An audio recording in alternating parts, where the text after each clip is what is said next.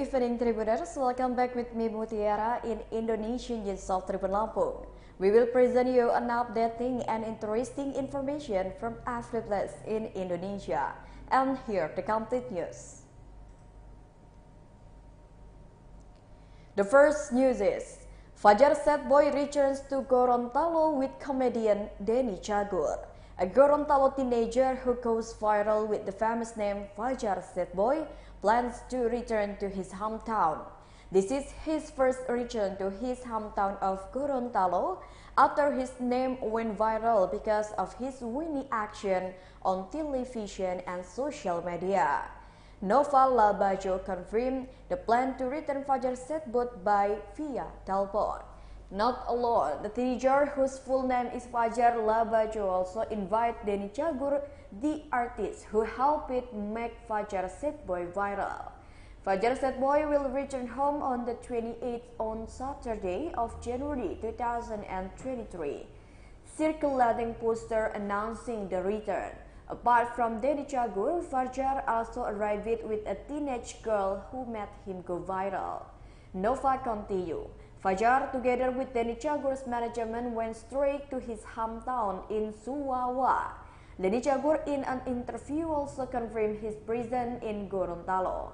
He said later he would meet Gorontalo resident and Fajar sad boy at a cafe in the Campus 1 complex of Gorontalo State University, welcoming Gorontalo residents who are viral and well-known among netizens is not just this time.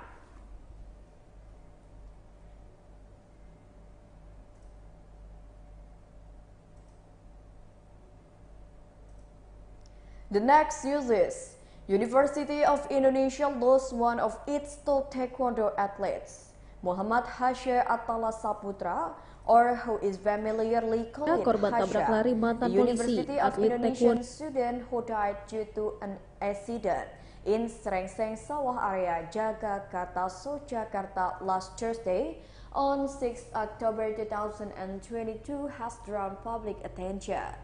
The reason is he was named a suspect because he was considered negligent in driving. This also suddenly stifled the hearts of many people, not only his parents but also his comrades in arms. According to Deputy Manager of Student Affairs at the Faculty of Social and Political Science at the University of Indonesia, Raymond Mikael, Hasya is a new student at the University of Indonesia who was accepted through the achievement pathway. Hasya is listed as a Taekwondo athlete who has traveled the globe and participated in various championships, both national and international levels. According to Raymond, it was his own father who coached Hasya. He already has a black belt. Raymond said that at the time of the incident, Hasya was participating in a Taekwondo competition between students at the Faculty of Social and Political Science, University of Indonesia. And at the time, says Raymond, Hasya emerged victorious. Not surprisingly, Raymond said that Hasya was a reliable champion of the Faculty of Social and Political Science. For him, losing Hasya was a crushing blow that hurt him, an old student of the Faculty of Social and Political Science.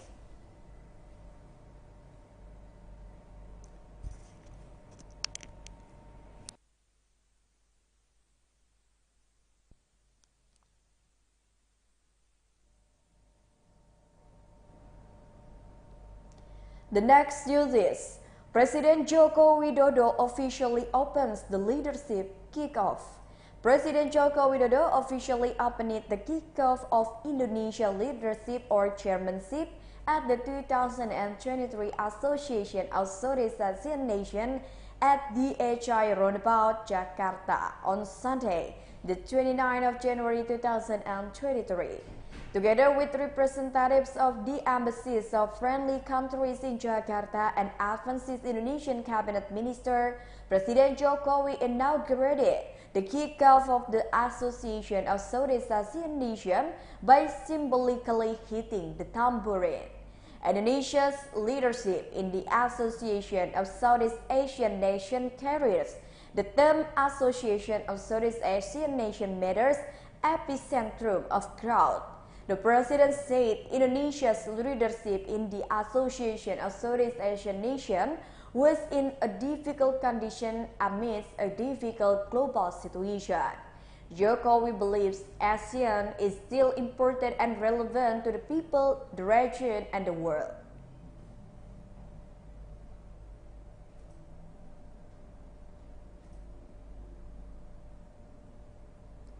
The next news is, the victim was dragged by the waves in Bangket, Parek, found dead. On Friday, the 27th of January 2023, a man from Sangi Hamlet, Bangket, Parek village, Pujut district was reported missing by his family because he was illegally swept away by the waves. The victim's family had tried to do search on their own and by asking traditional accommodation from the traditional bangku or shaman in Bangket, Parek village. However, the family was grateful that the victim was finally found on Saturday night. On Sunday, the 29th of January 2023, even thought he was dead.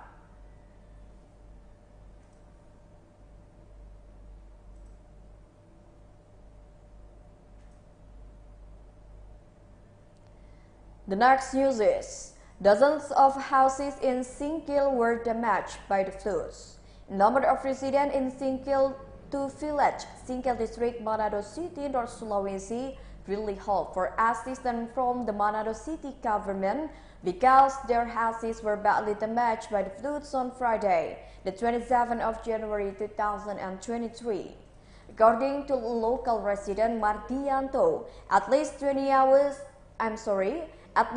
houses in Singkil 2 village, Singkil district, Manado City, North Sulawesi, were badly damaged by the floods. Not only Yunanto, another resident, Denny, said that of the 20 houses that were badly damaged, one of them was his house.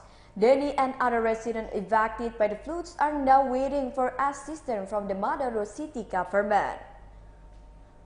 Because he admitted that no Manado City government had come to the flood location, he acknowledged that many Manado resident houses were evacuated, but he hopes the government can also come to see the condition of the single resident. Meanwhile, assistance of evacuated residents came from the local residents who were not evacuated by the floods.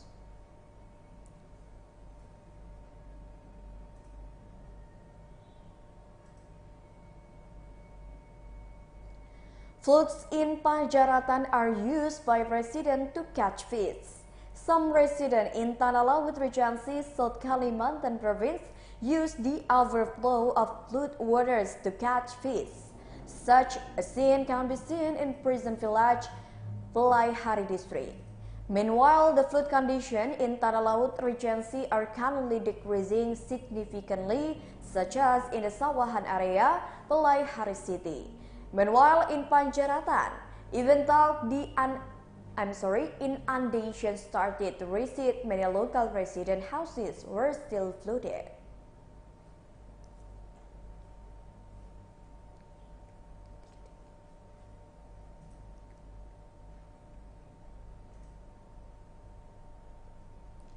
The last news is, cases of acid attack in Tanjung Priok. Jainal Abidin, 37 years old, was the victim of the acid attack at Tanjung Priok on Tuesday, the 12th of January 2023, and is still experiencing deep suffering. When Warta Kota visited his house on Warakas Route 1 Gang 23, Papango Urban Village, Tanjung Priok, North Jakarta, he could only lie limp. Even just to sit down, Jainal had to be helped by his mother to lift his body from the floor mattress while enduring the pain.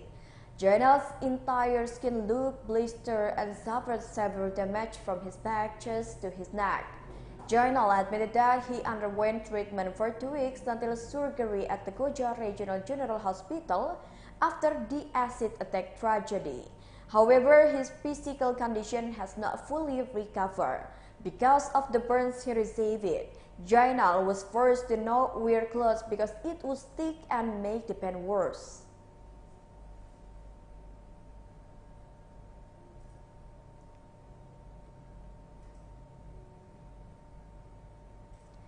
Well, I think that's all the news for today with me, Mutiara. Don't forget to follow us in YouTube Tribun Lampung News Video, Facebook Tribun Lampung, Instagram @Tribun Lampung, and TikTok @Tribun Lampung for further information.